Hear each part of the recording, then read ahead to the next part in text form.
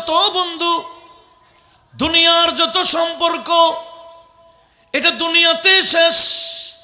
বরঞ্চ কিয়ামতের ময়দানে দুনিয়ার বন্ধুগণ দুশ্মন হয়ে যাবে। তবে ইল্লাল মুত্তাকিন, হ্যাঁ, বন্ধু যদি কোনো মুত্তাকি বান্দাকে যদি বন্ধু বানানো যায়, এই বন্ধু দুশ্মন হবে না। দুনিয়াতে যেভাবে বন্ধু ছিল, ওই মুত্তাকি বান্দা কিয়ামতের ময়দানেও বন্ধু থাকবে। আসসালামু আলাইকুম ওয়া রাহমাতুল্লাহি ওয়া বারাকাতুহু। আলহামদুলিল্লাহি ওয়াসসালাতু ওয়াসসালামু লিআহলিহিমা। أما بعد فقد قال الله تبارك وتعالى في شان حبيبه تعظيما له وتوقيرا. أعوذ بالله من الشيطان الرجيم. إن الله وملائكته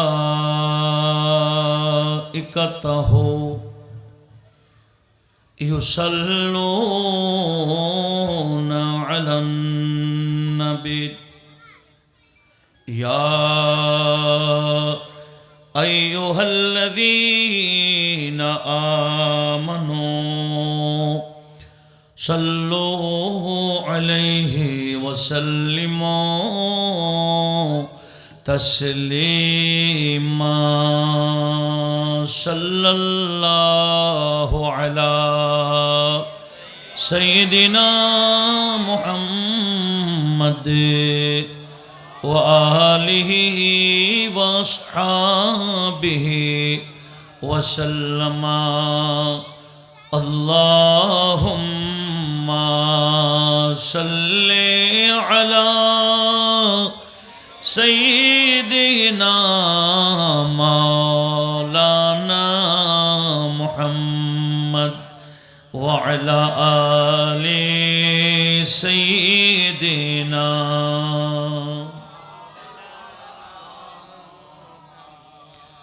क्या करूं तारीफ सरदार जहां की शान की,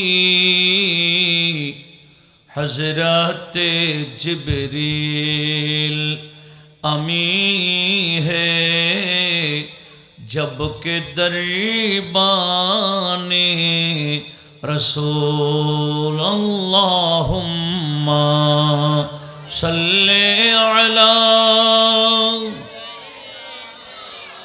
मौलाना मुहम्मद व अला आले सय्यिदिना.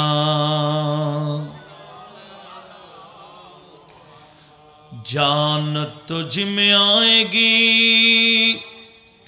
बेजानी पढ़नाते नबी,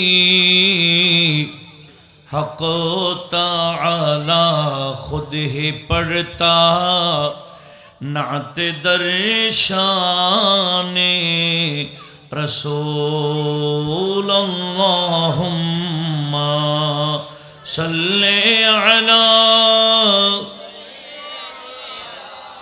मौलाना मुहम्मद व अला आले सय्यिदिना. अस्सलाम नूर चश्मे अंबिया, अस्सलाम बादशाह खुदाई की खजानों के जनाबे गौसी मालिकी है, खुदा ने कह दिया ये सब है दौलती गौसे आज़म की अस्सलाम अंबिया।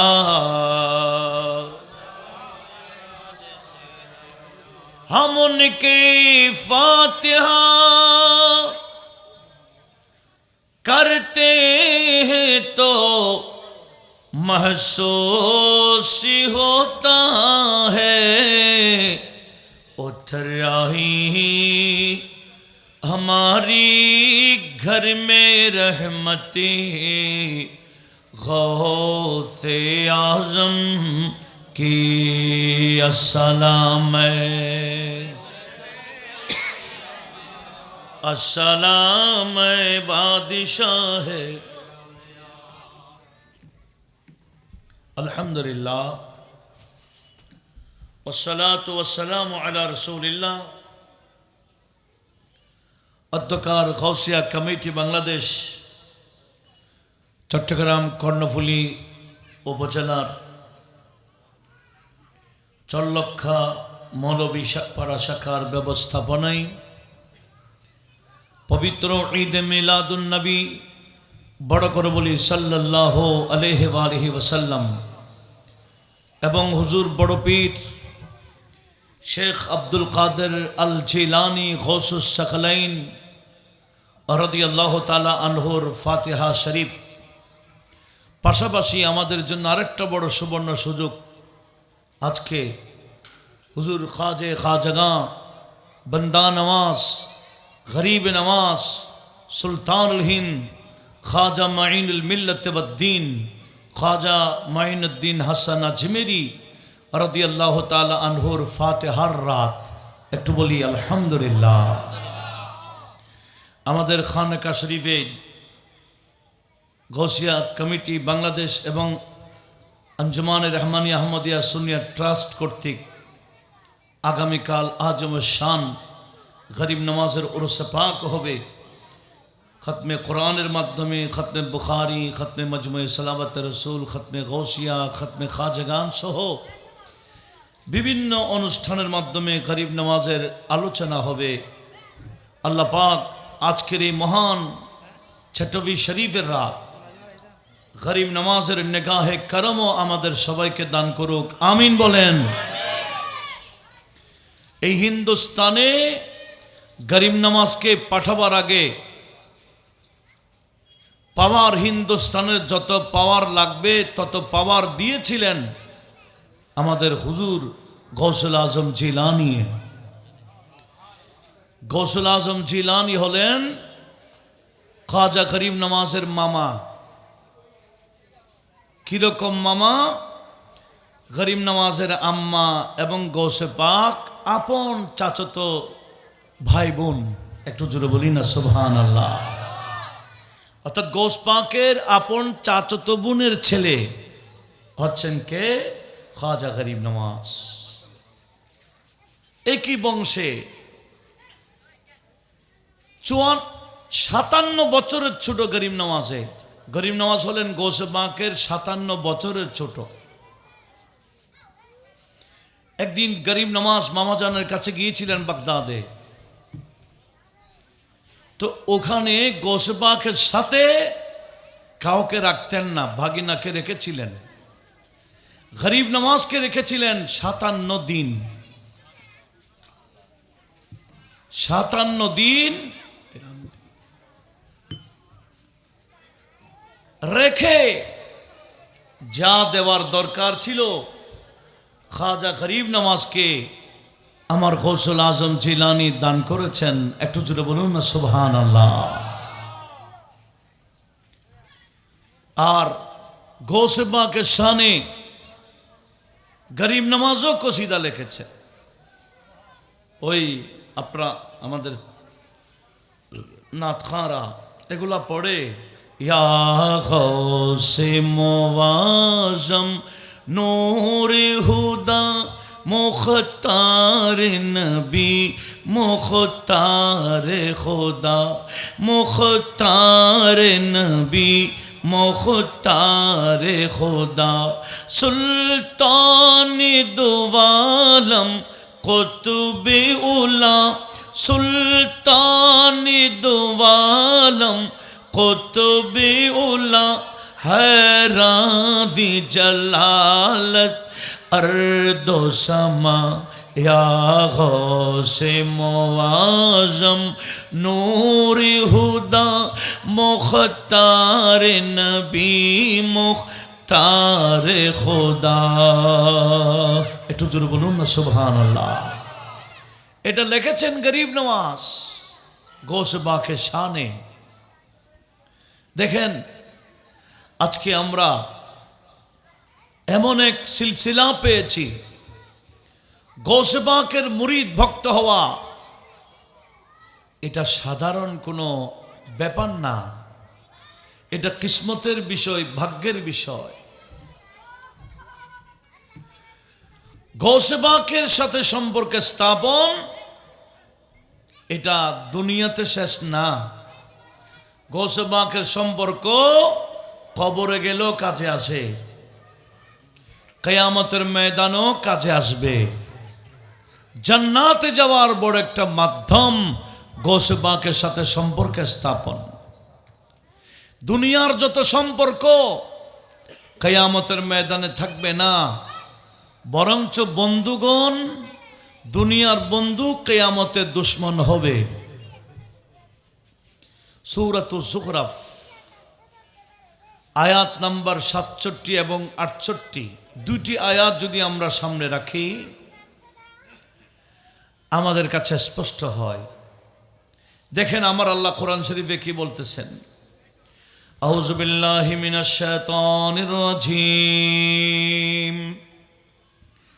আল আখিল্লাউ ইয়াওমাইযিন বাদুহুম লিবাদিন আদুউন ইল্লাল মুত্তাকিন। রব্বুল আলামিন বললেন আল আখিল্লাউ, দুনিয়ার যত আখিল্লা, দুনিয়ার যত বন্ধুত্ব, দুনিয়ার যত সম্পর্ক, ইয়াওমাইদিন বাদুহুম লিবাদিন আদুউন, কিয়ামতের ময়দানে দুনিয়ার বন্ধুত্ব থাকবে না। দুনিয়াতে একে অপরের যারা বন্ধু ছিল এরা কিয়ামতের ময়দানে দুশ্মন হয়ে যাবে। কোরআনে পাক অবিশ্বাস করলে ঈমান থাকবে? আমার আল্লাহ বলেন দুনিয়ার যত বন্ধু, দুনিয়ার যত সম্পর্ক এটা দুনিয়াতে শেষ, বরঞ্চ কিয়ামতের ময়দানে দুনিয়ার বন্ধুগণ দুশ্মন হয়ে যাবে। তবে ইল্লাল মুত্তাকিন, হ্যাঁ বন্ধু যদি কোনো মুত্তাকি বান্দা, কোনো মুত্তাকি বান্দাকে যদি বন্ধু বানানো যায় এই বন্ধু দুশ্মন হবে না। দুনিয়াতে যেভাবে বন্ধু ছিল ওই মুত্তাকি বান্দা কিয়ামতের ময়দানেও বন্ধু থাকবে। বড় পীর শেখ আব্দুল কাদের জিলানী উনি শুধু মুত্তাকি না, উনি ইমামুত তুকা। আমরা সালাম দিই না গৌসে আজম, ইমামুত তুকা। ইমামুত তুকা মানে মুত্তাকিদের ইমাম, মুত্তাকিদের। তো এমনি মুত্তাকি বান্দা যদি কিয়ামতের ময়দানে বন্ধু থেকে যায়, আর যিনি ইমামুত তুকা, যিনি মুত্তাকিদেরও ইমাম, ওনার সাথে যদি সম্পর্ক রাখা যায় কিয়ামতের ময়দানে এই সম্পর্ক বহাল থাকবে না? থাকবে। সেজন্য আশেক বলে কোনো ফেরেশতা যদি আমাকে জান্নাতে যাইতে বারণ করে, নিষেধ করে, আমার গুনাহগার বিদায়, তা আমি বলবো এই ফেরেশতা আমার রাস্তা কেন বন্ধ করছো? আমি জান্নাতে যাচ্ছি, আমার রাস্তায় কেন দাঁড়াইলা?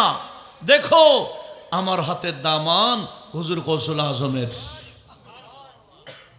फरिश्तो रोकते हो क्यों मुझे जन्नत में जाने से?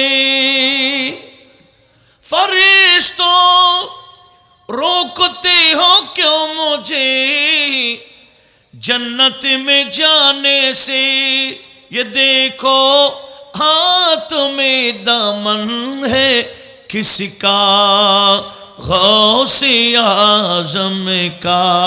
ये देखो हाथ में दामन है किसी का, गौसे आजम का। अस्सलाम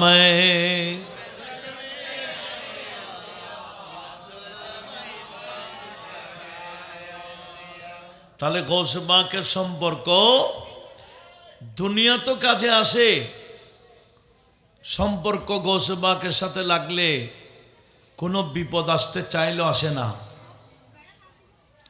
এটা তো পরীক্ষিত গৌসে কমিটির সদস্যরা। এই করোনা কালে ইনাদের পরীক্ষা হয়ে গেছে, কথা বলুন ঠিক কিনা? কত বড় বড় মুসিবতের সামনে গৌসে পাকের ঝান্ডাবীরা কোনো ধরনের ভয় ছাড়া সামনে গিয়েছিলেন।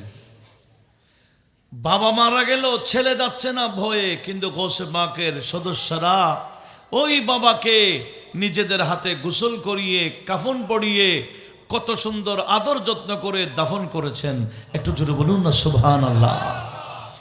এলাকার মানুষ জানাজা পড়তেও আসতেছে না। এটা কি আমরা ভুলে যাচ্ছি? এটা ভুলে যাওয়ার বিষয় না। তো গৌসে পাকের এই জান্ডাবাহীরা ভয় করে না কেন? গৌসে পাক বলেন, ইয়াদি আলা মুরিদি ওয়া আশিকি কাসমাই আলাল আরদি। গৌসে পাক বললেন, এই দুনিয়ার মানুষ, রব্বুল আলামিন আমাকে একটা গৌসিয়তের হাত দিয়েছেন। কিসের হাত? গৌসিয়তের হাত। গৌসিয়তের হাত মানে আমার আল্লাহ ওনাকে হাতটা দিয়েছেন আল্লাহর বান্দাদেরকে সাহায্য করার জন্য। মূলত সাহায্য করবেন কে? তো গৌসে পাককে সাহায্য করার ক্ষমতাও দিলেন কে? এটা গৌসে পাকের কোনো নিজস্ব ক্ষমতা না। গৌসে পাককে কাউকে সাহায্য করা মানে এটা মূলত সাহায্য কার? আল্লাহর। সেজন্য কোনো বান্দা মুসিবতে পড়লে গৌসে পাককে ডাক দিলে গৌসে পাক হাত পৌঁছায় দিলে হয়। আপনারা জানেন, একদিন গৌসে পাক ছেলেদেরকে পড়াচ্ছিলেন, পড়ান হুট করে ওনার ডান হাত জুব্বার পকেটে ঢুকাই নিলেন, অনেকক্ষণ রাখলেন। রাখার পরে হাত যখন বের করলেন দেখলেন হাতের মধ্যে আঙ্গুল দিয়ে পানি টপকে। কি টপকে? পানি। একটু কি বলছিলাম? পানি টপকে। পানি যখন টপকে, ছাত্ররা বলে, হুজুর আপনার পকেটে কি পানি আছে?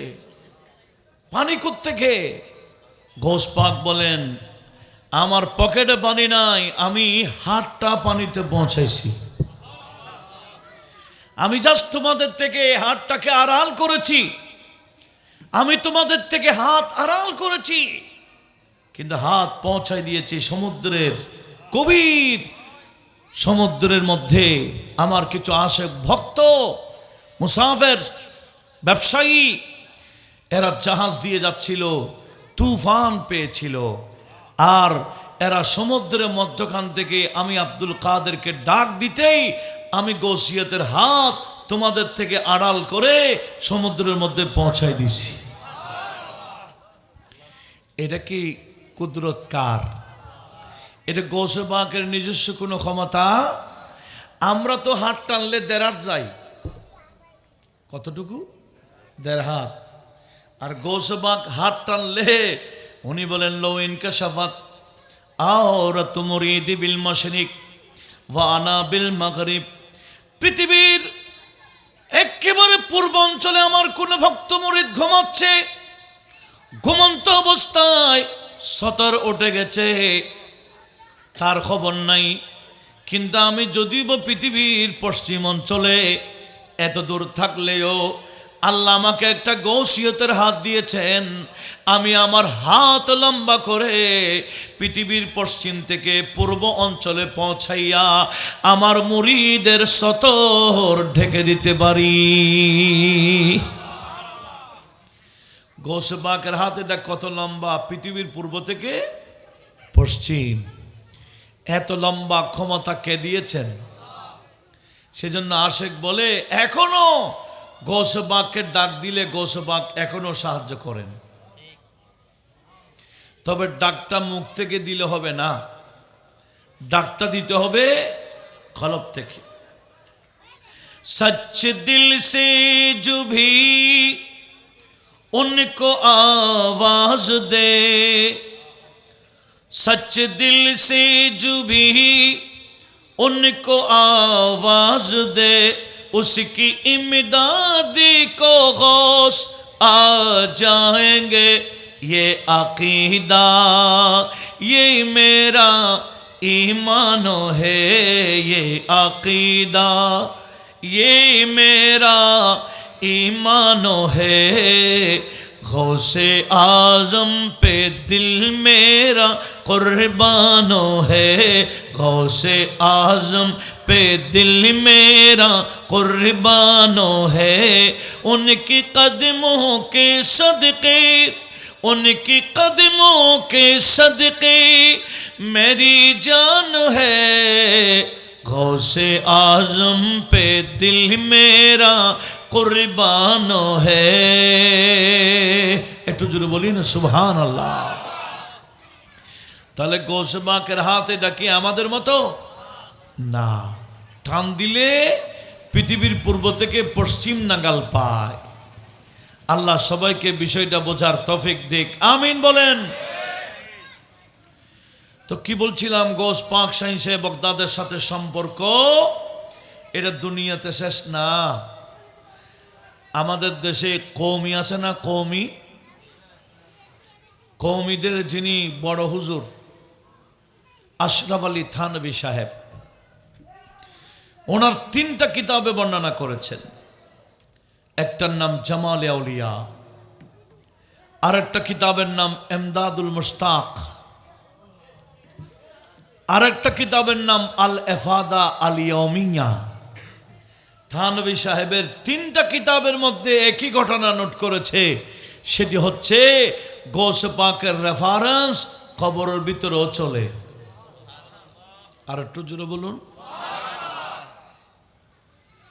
রেফারেন্স। অনেক সময় রেফারেন্স দিলে পুলিশও ছেড়ে দেয়, ঠিক না? পুলিশও ছেড়ে দেয়, মিলিটারি ছেড়ে দেয়। আর গৌসে পাকের রেফারেন্স শুধু দুনিয়াতে না, কবরের জগতেও চলে, কিয়ামতেও চলে। একটু জোরে বলি। গৌসে পাকের ধুপি মারা গেছিল, কাপড় ধুত করে দিত। ওই বান্দা যখন মারা গেল, মুনকার নাকির আসছিল, প্রশ্ন করেছে মান রাব্বুকা। ওই গৌসে পাকের খাদেম কাপড় ধুত করত, সে নিচের দিকে তাকিয়ে একটাই জিকির করে, শেখি আব্দুল কাদের, আমার পীরের নাম আব্দুল কাদের। প্রশ্ন করেছে মান রাব্বুকা, তোমার রবকে? বলে আমার পীরের নাম আব্দুল কাদের। উত্তর হয়েছে? হয় নাই। বারবার বলছে মান রাব্বুকা, বলে শেখ আব্দুল কাদের। মুনকার নকির বলে কিরে, জীবনে শুনি নাই এইরকম উত্তর, কি উত্তর দেই? আচ্ছা ওয়ামা দীনুকা, তোমার ধর্ম কি? বলে শেখ আব্দুল কাদের। যতবার যত প্রশ্ন করে উত্তর একটাই, কি? আমার পীর আব্দুল কাদের। তখন মুনকার নাকির ফেরেশতারা আল্লাহকে বলে, ও আল্লাহ, কোন বান্দার কাছে পৌঁছাইলা? জীবনে শুনি না এরকম উত্তর দেই। আল্লাহ বলে, ছেড়ে দাও, কি করবা? তুমি আব্দুল কাদেরকে চিনো না? আমি আল্লাহর নাম না নিলেও আব্দুল কাদেরের নাম নিয়েছে, বাস হয়ে গেল। কেন? ওই আব্দুল কাদের সাধারণ বান্দা না, উনি আমার বন্ধু। ওনার নাম মাহবুবে, আর একটু জোরে বলেন, মাহবুবে সুবহানি, মাহবুবে আরো 150 বছর আগে এই হিন্দুস্তানে ক্যালকাটা থেকে 90 কিলো উত্তরে একজন গোস পাকের আওলাদ, ইনারা বাচ্চা বাচ্চারও বড় বড় ওলিউল্লাহ গোস পাকের আওলাদিরা বড় ভলিউমে গোস পাকের শানে কসিদার কিতাব লিখেছেন। সেখানে উনি বলতেছেন গোস পাকের আশেক শুধু আমরা না, আমার আল্লাহ আছে। গোস পাকের আশেক কেউ? আল্লাহ। खलाइक में है आशिक, खलाइक में है आशिक हक ताला गौसे आज़म का लक़ब महबूब सुबहानी है किसी का, गौसे आज़म का लक़ब महबूब सुबहानी है किसी का, गौसे आज़म का। একটু বলি না মারহাবা। তো ওয়ামা দীনুকা, দীন ইসলামের নাম নিয়ে নেই। আল্লাহ বলেন ইসলাম ধর্মের নাম না নিল আব্দুল কাদেরকে চিনো না, ইনার নাম মহিউদ্দিন। ইনি দিনকে জিন্দাকারী, ইনি দিনকে জিন্দা করেছেন। তো দিনের নাম না নিলে কি হয়? যিনি দিনকে জিন্দা করেছেন ওনার নাম তো নিয়েছে। তোমার বন্ধু নবী তো কবরে আসছিল, বন্ধুর নাম নেই নাই, ইনি আমার রসুল এরকম বলে নাই। বলে বন্ধুর নাম না নিলে কি হয়? আব্দুল কাদেরকে চিনো না, ইনি আমার বন্ধু নবীর বেটা। গৌসে পাকের একটা লকব হলো ইবনু রাসূলিল্লাহ। গৌসে পাকের একটা লকব হলো নবী পাকের ছেলে। কেন জানেন? এই জন্য আমার আলা হযরত গৌসে পাকের শান বয়ান করতে গিয়ে বলতেছেন, ইয়া রাসূলুল্লাহ, কিয়ামতের ময়দানে আপনার সুপারিশের জন্য যাব, তো কাকে নিয়ে যাব? আপনি রাসূলের দরবারে এমন এক জাতকে নিয়ে যাব যিনি আপনার বেটা আমাদের গোস, যিনি আপনার বেটা আমাদের কি গোস, ওনাকে নিয়ে আপনি নবীর কাছে সুপারিশের জন্য যাব। একটু জোরে বলি। আলা হযরত বড় সুন্দর করে বলেছেন। কি বলেছেন? ইয়া রাসূলুল্লাহ, ওই আলা হযরত যে ওয়াকিয়া জুদে করমের মক্তার শের যেটা, ওয়াকিয়া জুদে করম এ শহবতিহা তেরা नहीं सुनता है, नहीं सुनता है, नहीं मांगने वाला तेरा, वह काया जो दे करम। तेरी सरकार में लाता है रोजा उसी को शफी, जो मेरा गौस है, जो मेरा गौस है, और लाडला बेटा तेरा, जो मेरा गौस है, और लाडला बेटा तेरा, वाकाया जो दे करम। একটু জোরে বলি না সুবহান আল্লাহ। बोले या रसूलुल्लाह तेरी सरकार में लाता है रजा उसको शफी, আপনি নবীর দরবারে সুপারিশের জন্য ওই বান্দাকে শফি হিসেবে পেশ করব, जो मेरा गौस है, যিনি আমার কি গৌস, কিন্তু লাডলা বেটা তেরা, আর আপনার প্রিয় ছেলে। একটু জোরে বলুন। তো গৌসে পাককে নবীর ছেলে কেন বলে? এটারও কারণ আছে। গৌসে পাক যখন মায়ের গর্ভে ছিলেন, গৌসে পাকের আব্বার স্বপ্নে আমাদের নবীজি আসছেন।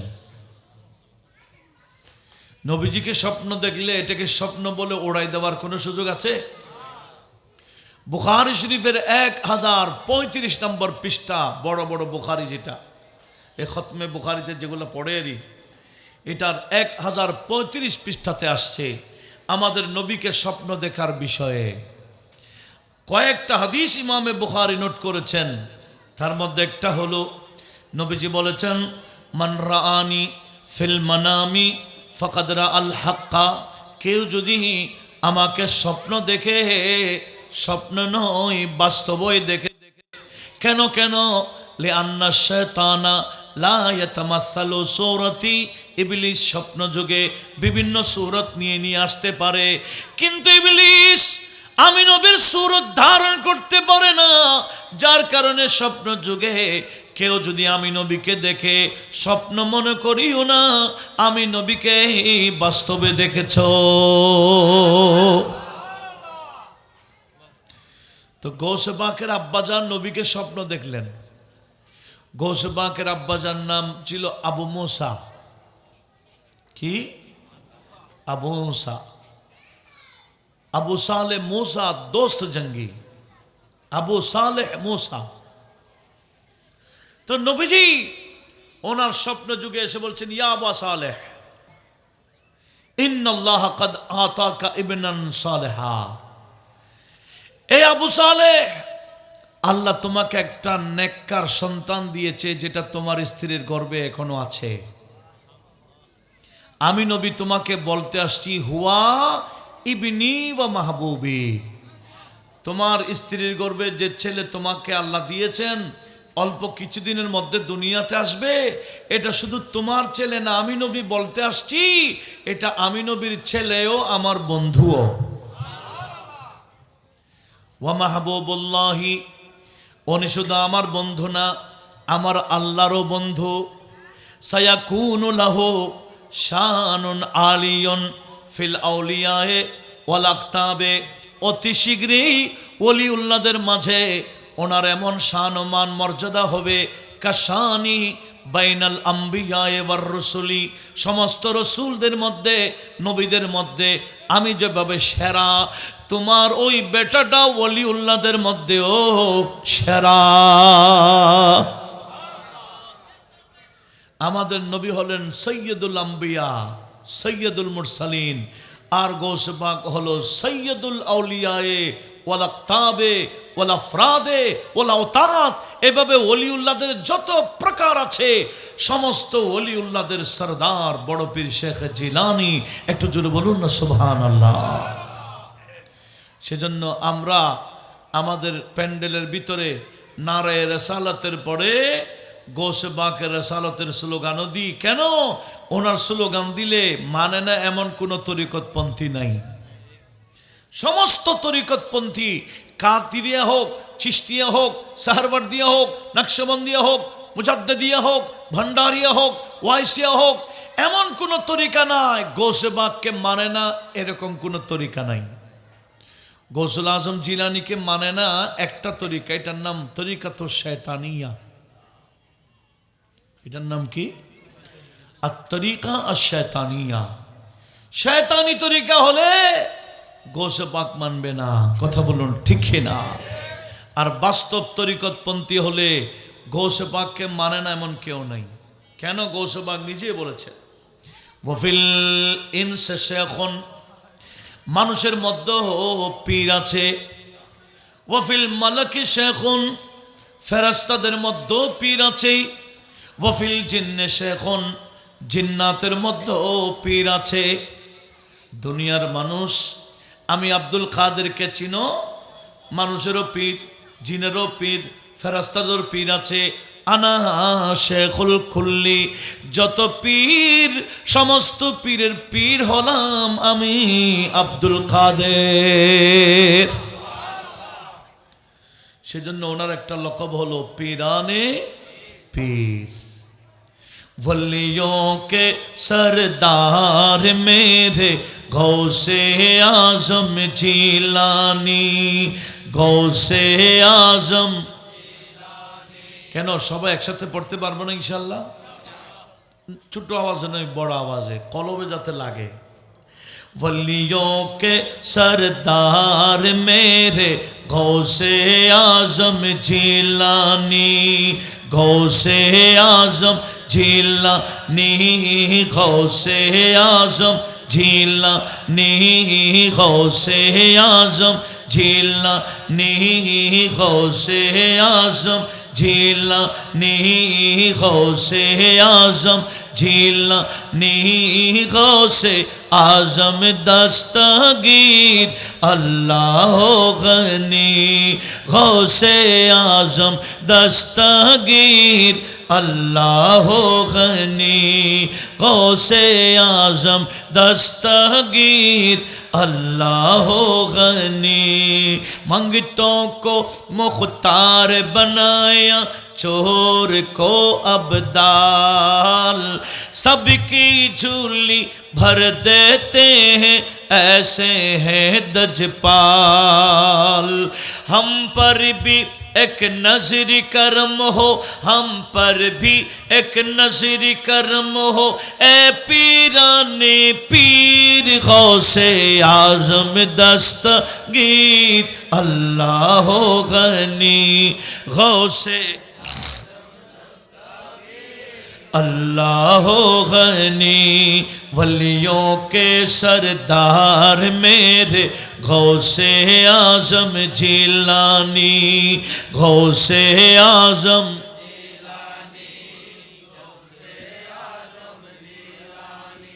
गौसे आजम जिलानी, गौसे आजम।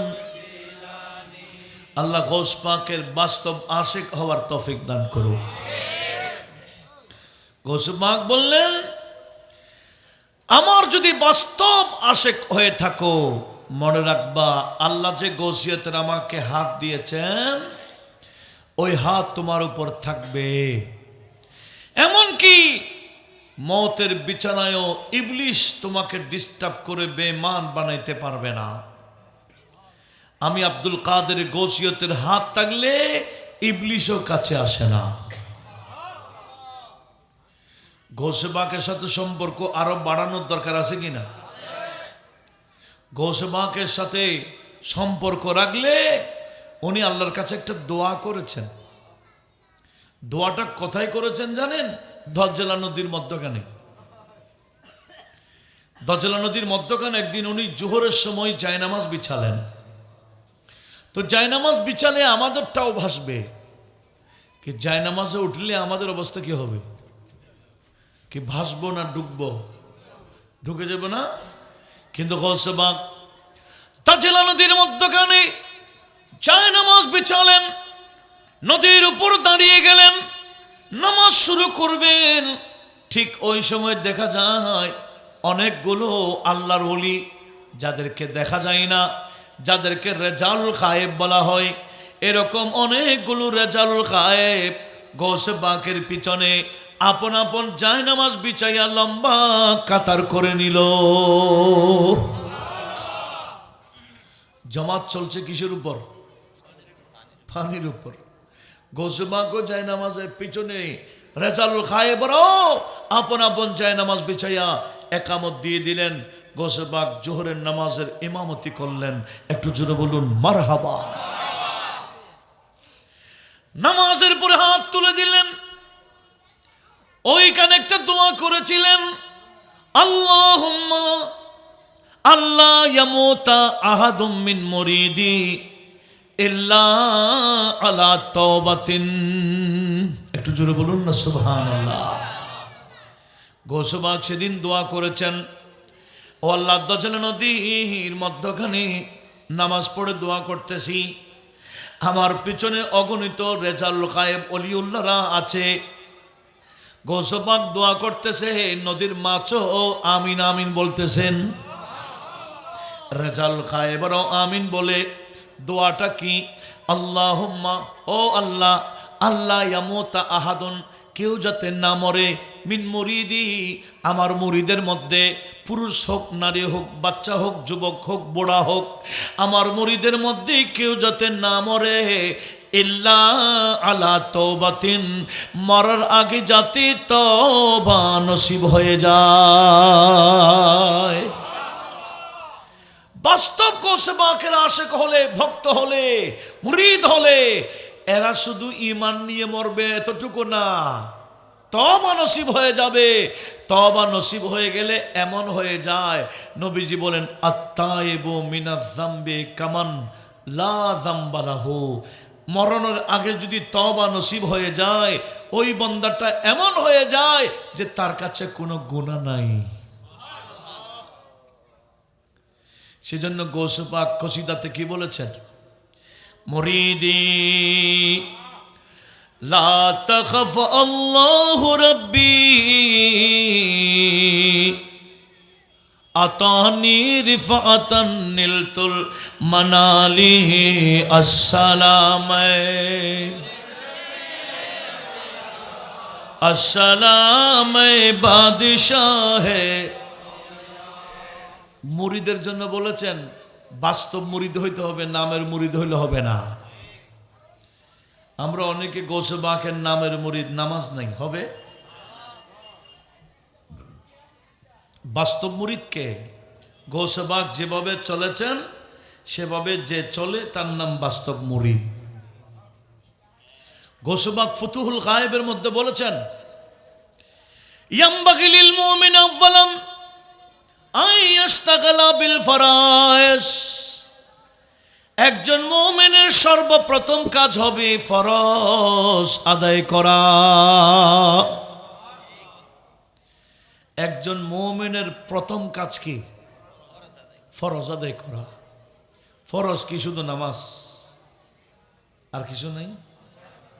হ্যাঁ, আরে ভাই নামাজ পড়া ফরজ, শুধু এতটুকু নয়, ঘরওয়ালা ঘরওয়ালি যারা আছে সবাইকে নামাজি বানানো ফরজ।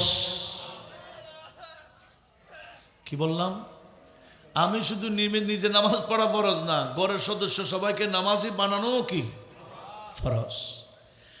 মা বোনদের পর্দা শুধু ফরজ না, এদেরকে পর্দার ভিতরে ঢুকানো, পর্দার সাথে গাইড করা, এটাও তাদের গাইডিনের উপর ফরজ। হালাল অন্বেষণ করা ফরজ, ঘরের প্রত্যেকটা সদস্যদেরকে হালাল খাওয়ানো ফরজ,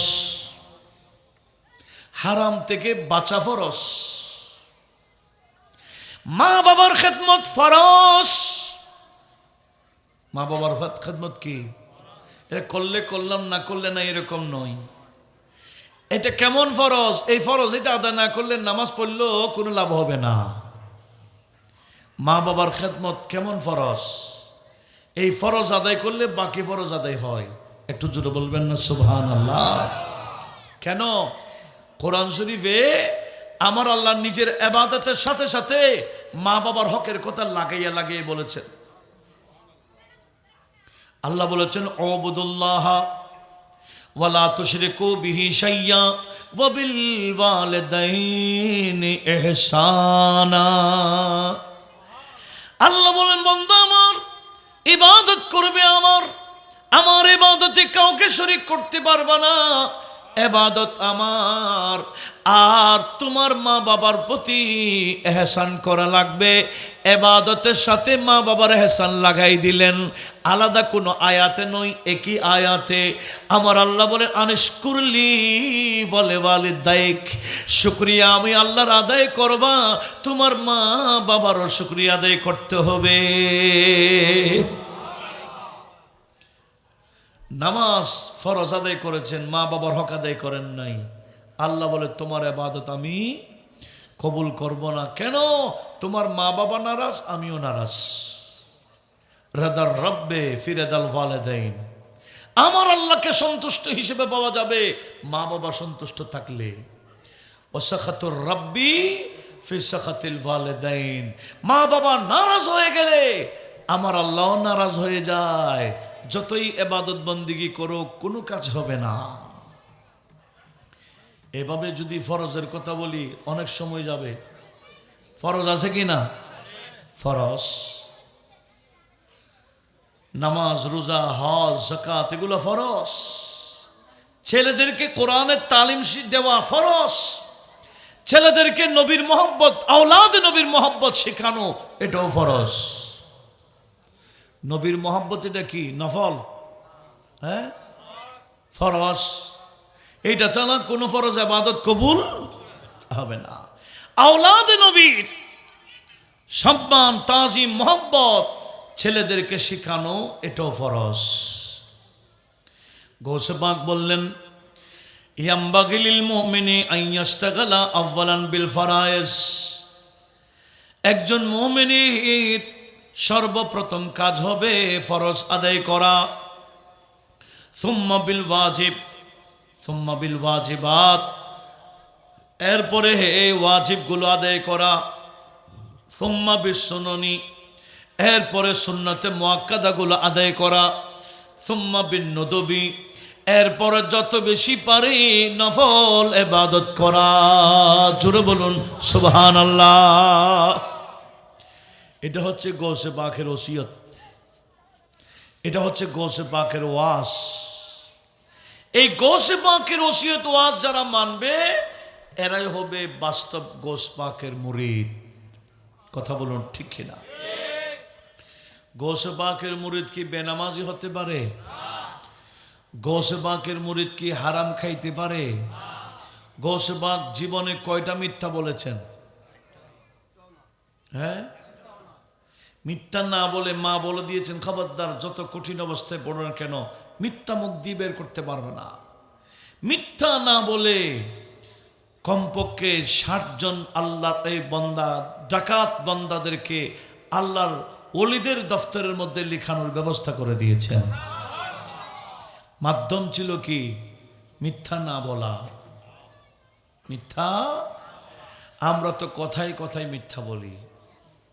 গৌসে পাকের মুরিদ হলে মিথ্যা বলা যাবে না, হারাম খাওয়া যাবে না, গান বাজনায় মত্ত হওয়া যাবে না, অশ্লীল কাজে লিপ্ত হওয়া যাবে না, কারো উপর জুলুম করা যাবে না, অন্যায় করা যাবে না, জবরদখল করা যাবে না, কোনো ধরনের অন্যায় মানুষের উপর জুলুম করা যাবে না। গৌসে পাক মানে যিনি মানুষদেরকে শুধু সাহায্য করতেন। জোরে বলুন সুবহানাল্লাহ। আল্লাহু আকবার। ইয়া গৌস, গৌসে পাকের ঝান্ডাবাহীও মানুষকে সাহায্য করার জন্য চেষ্টা চালায়। কথা বলুন ঠিক কিনা? বিভিন্ন জায়গায় জায়গায় সামাজিক কাজ হাতে নিয়েছেন। এই করোনা কালে শুধু দাফন কাফন না, এই যে গৌসে পাকের ঝান্ডাবাহী ছেলেরা নিজেরা কুলি সেজে এই অক্সিজেনগুলা কাঁধে নিয়ে দৌড়ত। যেদিক থেকে ফোন আসছে সেদিকে অক্সিজেন সিলিন্ডার নিয়ে দৌড়ছিল। কথা বলুন ঠিক কিনা? অ্যাম্বুলেন্স পৌঁছায় দিয়েছিল। এগুলো হচ্ছে মানব সেবা। আমার গৌসে পাক সেই বাগদাদের বড় একটা আদর্শ হলো মানুষদেরকে সেবা করা, মানুষের প্রতি এহসান করা। আমার গৌসে পাক একদিন সফরে যাচ্ছিলেন পাহাড়ি এলাকা দিয়ে। কি দিয়ে? তখন তো এরকম সমতলের রুট ছিল না। ব্যবসায়ীরা যাইতো হয়তো নদী পথে, নতুবা পাহাড় পথে। পাহাড়ের মধ্যে এরা পথ করত কিরকম ঘোড়া, ওট এগুলো চলার জন্য। কোনো ওই রকম রুট না। গৌসে পাক পাহাড়ি এলাকা দিয়ে যাচ্ছিলেন। যাওয়ার সময় হঠাৎ পাহাড় থেকে নিচে নজর পড়েছে। নিচে যখন দেখতেছেন অনেকগুলা বাড়িঘর, সব ভাঙ্গা ভাঙ্গা, খুঁড়াঘর, ঝোড়াঘর। বাহিরে বৃষ্টি পড়ার আগে ভিতরে পড়বে এরকম ঘর। গৌসে পাকের অন্তরে মায়া এসে গেল। খাদেমদেরকে বললেন, আমার খাদেমরা এখানে একটা তাঁবু গাড়ো, আমি কয়েকদিন এখানে অবস্থান করব। কেন, কি জন্য? এটা মনে মনে কাউকে কিছু বলতেছে না। গৌস পাক জানেন এই রোড ব্যবসায়ীদের রোড, এদিক থেকে ব্যবসায়ীরা রোড আসা যাওয়া করে গৌসে পাক মনে মনে ধারণা করেন, আমি একটা রাস্তা নিয়ে আমি যদি বসি, নিশ্চয় আমার সোহবত নেওয়ার জন্য ব্যবসায়ীরা আসবে, যাওয়ার সময় কিছু হাদিয়া দিবে, আর আমার পাওয়া হাদিয়া দিয়ে আল্লাহর বান্দাদের আমি খেদমত করতে পারি।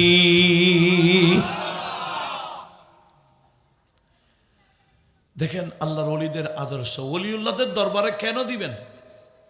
ইনাদের কাজ কি? দেখেন, ঠিক এই গোস পাক আস্তানা নিয়ে বসেছেন। গোস পাকের চেহারা তো চম্বুক, এমন চেহারা মানুষের কলব ধরে টানে। যত ব্যবসায়ী যায় গোস পাকের চেহারা দেখে সামনে যাইতে পারে না সুহবত ছাড়া। গোস পাকের দরবারে বসতেন, কথাবার্তা বলতেন, মজাও লাগতেছে।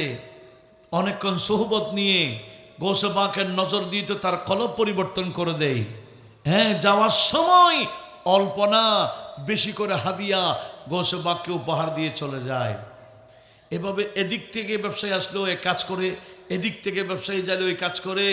এক সপ্তাহের মধ্যে গৌসে পাকের সামনে হাদিয়ার বিরাট একটা স্তূপ হয়ে গেল। হাদিয়া যখন পাইছেন খুশি না? খুশি। খাদেমদেরকে বললেন, এই আমার খাদেমরা আমার ইচ্ছা আল্লাহ পূরণ করেছেন, আমি এখানে বসেছি, ব্যবসায়ীরা আমাকে হাদিয়া দিবে, আর আমি হাদিয়াগুলো কি করব জানো? ও যাও যাও, নিচে যত ভাঙ্গা ঘর আছে সমস্ত ভাঙ্গা ঘরওয়ালাদের কাছে গিয়ে এক একজন প্রতিনিধি আসতে বলো, লাইন ধরতে বলো। এই ভাঙ্গা করে এর গরিবরা এসে লাইন ধরেছেন, আর গৌসে পাক অল্প অল্প দেয় না, এক একজনকে এত বেশি দিচ্ছেন তারা যাতে আর গরিব না থাকে। আমরা তো যাকাতের টাকা দিই 500 টাকা, বাজার করে খাইয়া গরিব গরিব, সে যে লাও সে খদু। 5,000 টাকা দিল মাসিক বাজারে খরচ করে চলে আসতেছে, 10,000 টাকা দিল তাও দেখি না।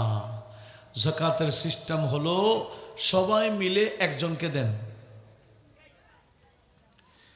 সবাই মিলে যদি একজনকে দেন তখন এই বান্দা এক বছরেই ধনী, পরের বছর থেকে সেই যাকাত দিবে। কথা বলুন ঠিক না? এই এলাকায় যদি একটা যাকাত ফান্ড করা যায়, যদি 50 লাখ 1 কোটি যদি একটা ফান্ড করা যায় এক বছরে, 1 কোটি টাকা দিয়ে কমপক্ষে 20টা ফ্যামিলিকে সচ্ছল করা যায়। কথা বলুন ঠিক কিনা? কয়টা টাকা দিয়ে? 1 কোটি যাকাতের টাকা দিয়ে 20টা ফ্যামিলি লাইন করে দিলেন। এই বছর 20টা, পরের বছর 20টা, 5 বছর 10 বছর পর গরিব পাবেন। হ্যাঁ, যাকাতের সিস্টেম সেরকম। আর আমরা আলাদা আলাদা যাকাত দিই, এরা সানাবুট খাইয়া শেষ। এটা যাকাত দেওয়ার পদ্ধতি নয়। দেখেন হুজুর গৌসুল আজম জিলানী কি করলেন? হাদিয়া দিচ্ছেন, উপহার দিচ্ছেন ওনাদেরকে, অল্প নয় কি বেশি বেশি, যাতে গরিবরা আর গরিব না থাকে। এদিকে যারা কাতারে ছিল সবাইকে বেশি বেশি করে দিলেন, এদিকে লাইনও শেষ, এদিকে হাদিয়াও শেষ। লাইনও শেষ, নিজের জন্য কিছু রাখেন নাই, সব গরিবকে দিয়ে ফেললেন। এরপরে উনি সফরে চলে গেলেন। অনেক দিন পর এই সফর থেকে ফিরে আসার সময় জায়গাটাতে দাঁড়ালেন, বলে এখানে তো আমি 1 সপ্তাহ দাঁড়াইছি, অপেক্ষা করেছিলাম, আস্তানা নিয়েছিলাম, দেখি এদের অবস্থা কি। যখন পাহাড় থেকে নিচে দেখলেন একটা ঘরও ভাঙ্গা নাই, সব সুন্দর সুন্দর ঘরের মালিক হয়ে গেল। একটু বড় আওয়াজে বলুন না সুবহানাল্লাহ। ওখানে আল্লাহ পাকের দরবারে শুকরিয়া আদায় করলেন, ও আল্লাহ, আমার মাধ্যমে তুমি খেদমত নিয়েছো, আমি শুকরিয়া আদায় করতেছি। আল্লাহর ওলিদের কাজ হলো এরকম। গৌস পাকের দরবারে যে হাদিয়াগুলা পেশ করা হতো, উনি এগুলা দিয়ে কি করতেন? এইরকম অসহায় মানুষ গৌস পাকের কাছে সাহায্যের জন্য আসলে গৌস পাক কাউকে অল্প অল্প দিতেন না, ব্যাপকভাবে সাহায্য করতেন। এমনকি গৌস পাকের দরবারে যে হাদিয়া আসতো, এই হাদিয়া দিয়ে রাত দিন নঙ্গরখানা খোলা থাকতো। গরিব মেহনতি মানুষ রাত দিন গৌসে পাকের নঙ্গরখানায় খাবার কবুল করত। এখনো আছে। বগদাদ শরীফে যারা গেছেন এরা বলতেছেন আমরা দেখছি, আমরা খাইছি। নঙ্গরখানা যারা যায় তারা পায়। ওই যে গৌসেবাগ নঙ্গরখানা খুলে রেখেছিলেন, এখনো চলছে। এমনকি গৌসেবাগকে মানুষ যে হাদিয়া দিত, এ হাদিয়া দিতে দিয়ে উনি বছরে 3000 ছেলেকে আলেম বানাইতেন। আমরা কেউ একজনের খরচ চালাবো? একজনের চলাইলে কষ্ট হয়ে যায়, হ্যাঁ রে। কিন্তু গৌসেবাগ ওই হাদিয়ার টাকা দিয়ে 3000 আলেমকে খাওয়াইতেন রাত দিন, এবং 3000 আলেম বছরে প্রোডাক্ট দিতেন। আমাকে বলা হয়েছে এলমের গুরুত্বের উপর, আমি আসতেছি। কত? 3000। গৌসেবাকে বাৎসরিক কোটা ছিল, এক বছরে 3000 কোটা। এই 3000কে এক বছরে পাগড়ি দিয়ে দিতেন। এক বছরের মধ্যেই উনি তাদেরকে জগৎ বিখ্যাত মুহাদ্দিস, মুফতি, মুফাসসির, আলেম বানাইয়া এমনকি বেলায়ত দিয়ে জগৎবাসীকে উপহার দিতেন। এইভাবে 33 বছর আলেম বের করেছে। ক বছর? 33 বছর শুধু আলেম বের করেছেন। তো উনি পড়াতেন কখন? তাবকাতুল কুবরাত ইমামে শারানি বয়ান করছেন, ফজরের নামাজের পরে পড়া শুরু। ছাত্রদেরকে পড়াতেন কখন থেকে? ফজরের নামাজের পর থেকে এশা পর্যন্ত। মধ্যখানে খাবার, গোসল আর কি নামাজ, নামাজ খাবার এগুলা দিয়ে এই শুধু এতটুকু বিরতি। এই ফজর টু এশা পড়াইতেন। আমরা ছাত্রদেরকে পড়াইলে ক ঘন্টা পড়াইতে পারি? এই 2-4 ঘন্টা, এর চেয়ে বেশি না। যদি বেশি পড়ে আমাদের মাথা ঠিক থাকবে? গৌসেবাগ ফজর থেকে এশা পড়াইতেন, এত লং পড়াইতেন। এক বছরে বহু কিতাব শেষ করে দিতেন ওনাদেরকে।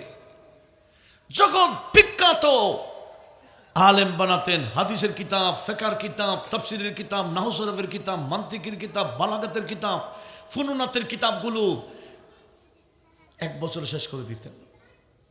আর গৌসেবাগের পড়াগুলো তাদের কলবের মধ্যে সেন্ড করে দিত। আর এদের খানা পিনার কোনো টেনশন নাই। খাইতেন কোত্থেকে? গৌসেবাগের নঙ্গরখানা থেকে। একটু জোরে বলুন না সুবহানাল্লাহ।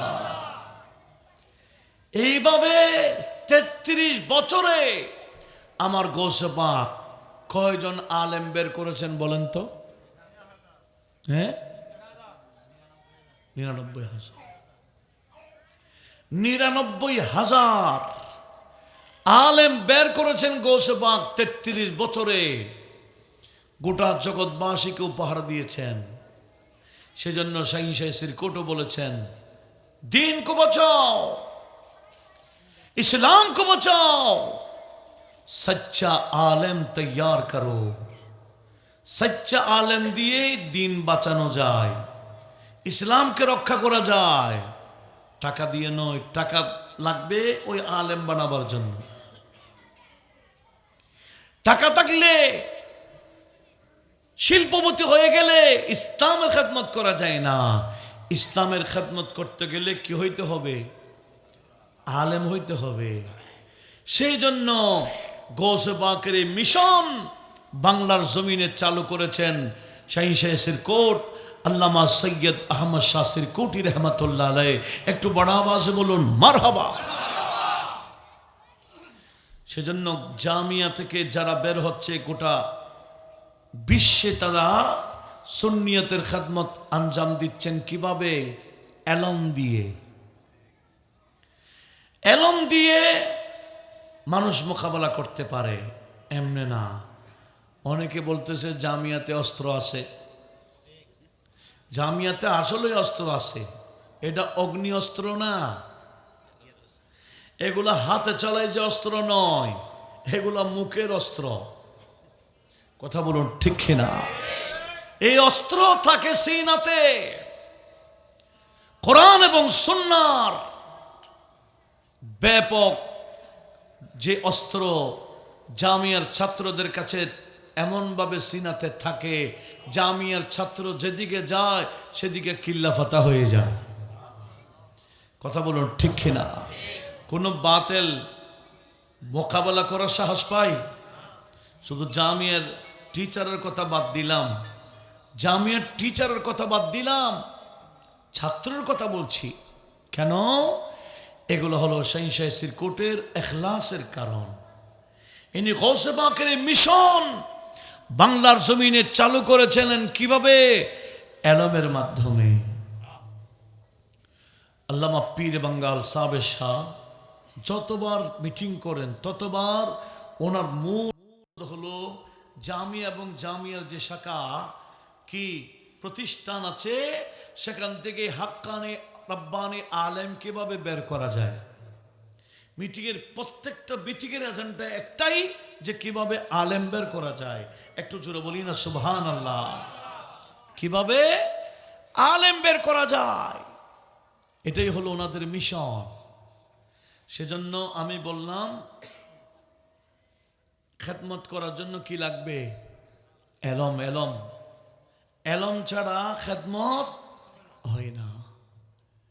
গৌসে পাক শাহী বাগদাদ খেদমত করেছেন কি দিয়ে? এলম দিয়ে। সেজন্য উনি বলেছেন দারাস্তুল ইলমা হাত্তা সিরতু কুতুবান ওয়ানিলতু সাদা মিন মাওলাল মাওয়ালি আসসালাম।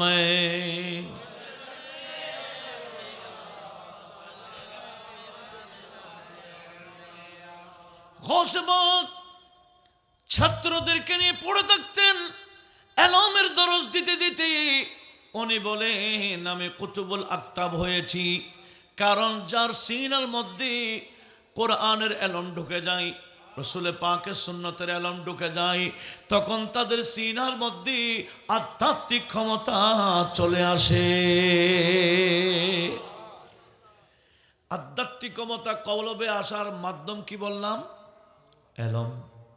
সেজন্য আপনারা শুনেছেন ওই বিলকিসের সিংহাসন সুলাইমান ইসলামের দরবারে আনার জন্য যখন সুলাইমান ইসলাম বলেছেন ইয়া আইয়ুহাল মালাউ, এ আমার মাহফিলে বসা মানুষ, আইয়ুকুম ইয়াতিনি বিআরশিহা ক্বাবলা আন ইয়াতুনি মুসলিমিন। বিলকিস রওনা হয়ে গেছে, আমার কাছে আসতে যাচ্ছে, সে আসার আগে তার সিংহাসন কে এনে দিবে বলো। জিন্নাত দাঁড়াইয়া বলছে আমি পড়ব। আচ্ছা কতক্ষণ? বলে ক্বাবলা আন তাকুমা মিন মাকামিক, আপনার যে মিটিং চলছে মিটিং ভাঙবার আগে নিয়ে আসবো। ক্বাবলা আন তাকুমা মিন মাকামিক, এক কথা হচ্ছে আপনি মিটিং ভাঙবার আগে, আর একটা তর্জমা হচ্ছে ক্বাবলা আন তাকুমা মিন মাকামিক, যে আপনি বসেছেন বসা থেকে উঠতে যে সময় লাগে এই সময় আমি এনে দিব। দুইটা কথা, একটা হলো আপনার মিটিং ভাঙ্গা, আরটা হচ্ছে আপনি বসছেন বসা থেকে ওঠার আগে নিয়ে আসবো। কে বলেছে? জিন। জিন। অথচ বিলকিস যেখান থেকে রওনা দিয়েছে, বিলকিসের সিংহাসন যেখানে আছে, সুলাইমান ইসলামের দরবার থেকে যাইতে স্বাভাবিকভাবে 1 মাস লাগবে, আসতে আর 1 মাস লাগবে। আর সিংহাসন এটাও তো 120/80, 120/80 ফুট, এত বিশাল, আনবে কিভাবে? বলে না এত সময় দিব না, আরো আগে কে পারবে বলো? জিন্নাত বলল না আমি পারবো এতটুকু, এর চেয়ে আমি আর বেশি পারবো না।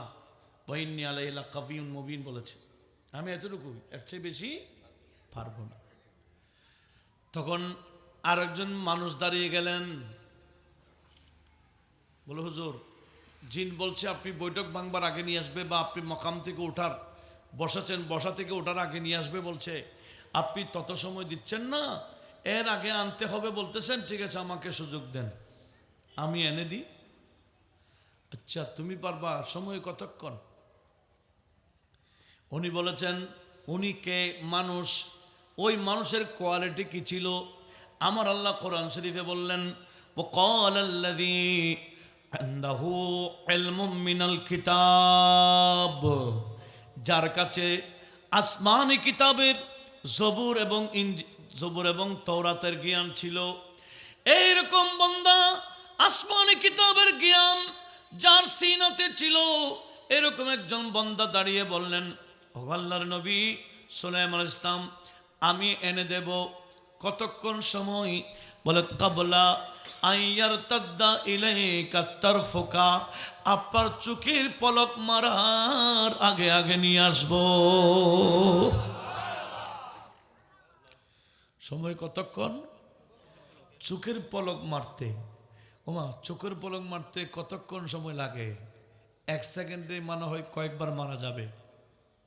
তো চোখের পলক মারার আগে বলতেছে, পরেও না। এটা কি উনি ফাঁকাফাঁকি করছিলেন?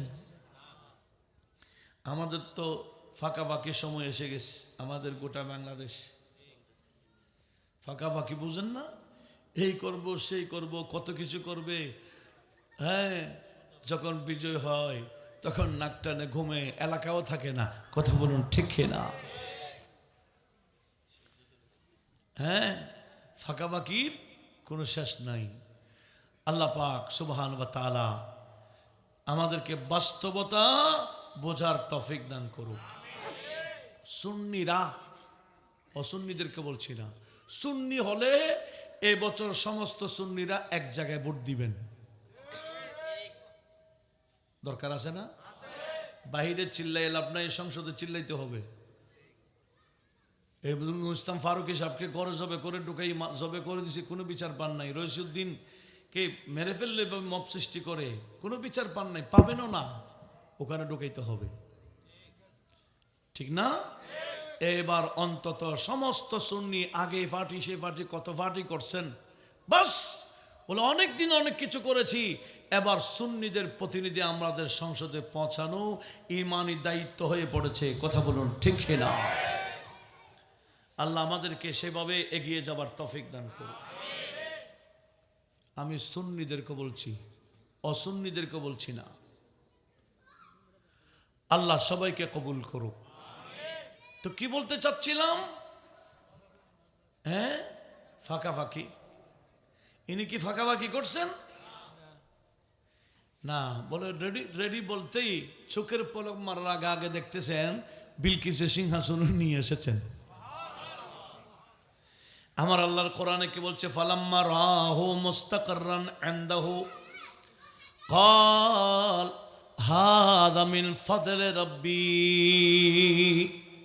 হযরত সুলাইমান ইসলাম যখন বিলকিসের সিংহাসন দেখে ফেললেন, দেখার সাথে সাথে বললেন, এটা আমারও ক্ষমতা না, আমার জমানার ওলির ক্ষমতা না, মূলত এটা আমার আল্লাহর বড় দয়া। জোরে বলুন সুবহানাল্লাহ। এটা কার দয়া? আল্লাহর কুদরত নবীর মাধ্যমে প্রকাশ করে, আল্লাহর কুদরত আল্লাহর ওলিদের মাধ্যমে প্রকাশ করে। কথা বলুন ঠিক না? এগুলো অনেকে বোঝে না। কথায় কথায় কি, কথায় কথায় শিরিকের ফতোয়া মারি দেয়। আল্লাহ সবাইকে এই বিষয়গুলো বোঝার তৌফিক দিক, আমিন বলেন। তো গৌসবাক এলমের খেদমত কিরকম করেছেন, এবার আপনাদেরকে বলছি। ওই জাবুর শরীফের, তওরাত শরীফের এলমের আলেম যদি চোখের পলক মারার আগে আগে এত দূর থেকে সিংহাসন মুহূর্তের মধ্যে নিয়ে আসতে পারে, তো যাদের কাছে কোরআনের এলম ঢুকেছে, গৌসুল আজম জিলানী মানে কে? যার সিনার মধ্যে কোন এলম ঢুকেছে? তওরাত জবুর ইনজিল না, কি শ্রেষ্ঠ কিতাব। এই কোরআনে পাকের এলম যার সিনাতে ঢুকেছে, ওনার ক্ষমতা কি কমবে না বাড়বে? আমাদের দেশে অনেক ভাইরা গৌসে পাকের কারামত বললে হাসে, বিশ্বাস করতে চায় না।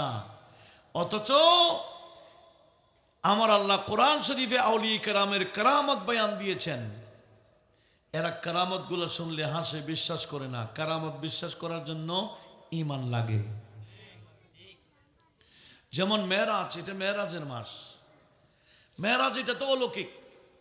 রাতের কিছু অংশ বাইতুল মুকাদ্দাসে গেলেন, আবার চলে আসলে, ওখান থেকে কোথায় কোথায় গেছেন। এই কিছু অংশে এতটুকু যাওয়া আবার ফিরে আসা, এটা তো আকলে আসবে না। সেজন্য কাফেররা মুশরিকরা মানে নাই।